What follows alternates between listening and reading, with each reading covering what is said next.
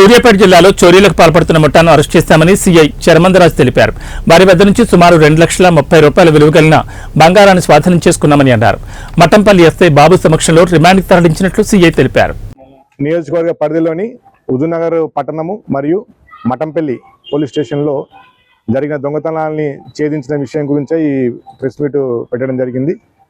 దీంట్లో భాగంగా హుజూర్నగర్లోని దద్నాల చెరువు వద్ద ఒక దొంగతనం చేసిన దాంట్లోనూ, అదేవిధంగా 20వ తారీఖు జనవరి ఆ రోజు మఠంపల్లి మండలం సుల్తాన్పూర్ తండా దగ్గర పట్టపగలే ఇంట్లోకి ప్రవేశించి ఇంటి డోర్లను పగలగొట్టి ఆ ఇంట్లోకి వెళ్ళి నేరం చేసిన దాని గురించి వాళ్ళని వెతకగా ఈరోజు వాళ్ళు మాకు మార్నింగ్ వస్తూ ఉండగా వాళ్ళని పట్టుబడి చేసినాం.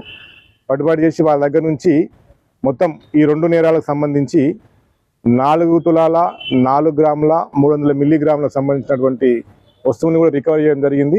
అదొక పుస్తెల తాడు. మరియు ప్రతి పోలీస్ స్టేషన్ నుంచి ఒక ఆటో పెట్టి ఆటో ద్వారా ప్రచారం చేయడం జరిగింది. పోలీసు వారు ఈ దొంగతనాలకు ఎంత ప్రచారం చేసినా ప్రజల్లో అవగాహన రావాలి. ప్రజలు వాళ్ళ ప్రాపర్టీ మేము లాస్ అవుతున్న విషయాన్ని వాళ్ళు గ్రహించగలిగితే ఇది బాగుంటుంది. ప్రజలు మాకు సహకరించాలి. మేము చెప్పినటువంటి సూచనలు వాళ్ళు పాటిస్తే బాగుంటుందని చెప్పి మేము కోరుకుంటున్నాము.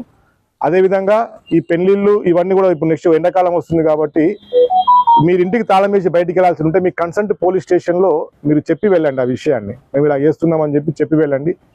దాంతోపాటు ఈ బయట తిరిగేటప్పుడు పెళ్లిళ్ళకి వాటికి పోయినప్పుడు ఈ నగలు అవి ఇట్లా బాగా గట్టిగా వేసుకొని పోతే అట్లా కూడా అఫెన్స్ అవకాశం ఉంది కాబట్టి వాటిని కూడా జాగ్రత్తగా చూసుకోవాలి.